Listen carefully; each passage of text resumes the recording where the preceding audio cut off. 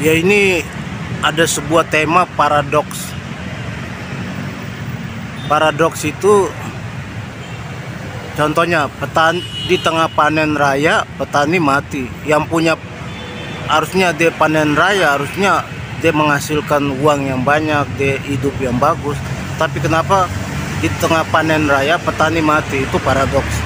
Sama orang di Pulau Jawa itu suka bilang begini, oh Cina yang menguasai Indonesia, Cina yang menguasai ekonomi. Di Papua juga, oh orang Jakarta yang kasih hancur Papua. Paradoks kan? Padahal pejabat kita korupsinya luar biasa. Kalian perhatikan aja otonomi khusus dengan uang-uang itu. Pejabat ini hidup Jakarta berfoya-foya. Kalau saya mau bikin video mereka tidur di mana, di hotel mana, saya mau bikin, sebarin aja di internet biar mampus. Jadi KPK tangkap, polisi tangkap, jaksa tangkap, mau begitu. Jadi semua paradoks, jangan kita menipu diri sendiri. Paradoks itu yang ini, orang ini akan cerita paradoks itu di Timika, di daerah Timika, Papua Tengah. Ini beritanya nih, paradoks.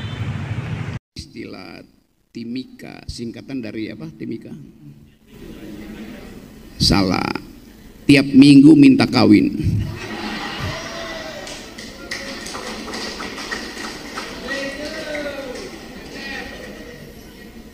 Tetapi susah untuk diwujudkan karena ada wamena, wajib menahan nafsu.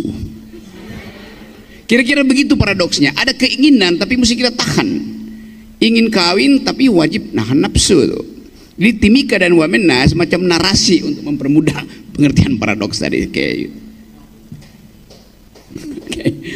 Nah, paradoks itu obatnya bukan Paramex. Paramex mengobati sakit kepala. Tetapi problem di Papua harus diselesaikan melalui paradigma, bukan Paramex. Paradigma adalah isi kepala. Jadi kita mau lihat apa sebetulnya yang beredar di dalam kepala kita kalau kita ucapkan kata Papua. Satu waktu saya ada seminar di New York, lalu datang anak Papua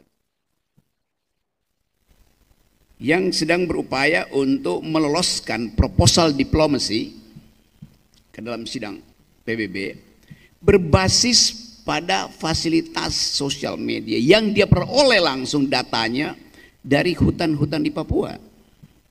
Sementara diplomat kita di sidang PBB itu hanya memakai informasi yang sudah diedit untuk kepentingan menjaga stabilitas. Jadi dari situ kita lihat bahwa narasi Papua itu tiba di forum-forum internasional dalam bentuk yang real time.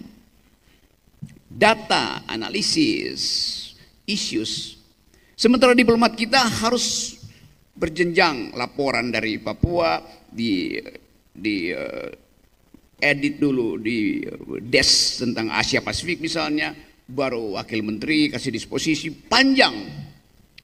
Jadi dari sudut itu kita lihat bahwa pertandingan naratif kalah karena red tape birokrasi. Satu hal yang langsung kita tahu. Jadi sebetulnya kalau kita bicara tentang Papua dan potensi penyelesaian itu, pertama-tama ada kejujuran untuk menyebutkan informasinya apa tuh, datanya apa. Kadang-kala data Papua itu tiba di Jakarta, dia udah post factum, gak ada lagi urgensinya di situ kan. Tetapi Jakarta selalu melihat bahwa Papua ini sebagai biang masalah. Sementara bagi Papua, ya kami biang masalah. Tapi masalah utamanya ada di meja-meja para menteri di Jakarta. Hal yang bisa kita duga secara samar-samar tuh. Nah, saya balik pada satu keadaan untuk mengetahui apa sebetulnya jalan pikiran Jakarta terhadap Papua. Nggak ada jalan pikirannya.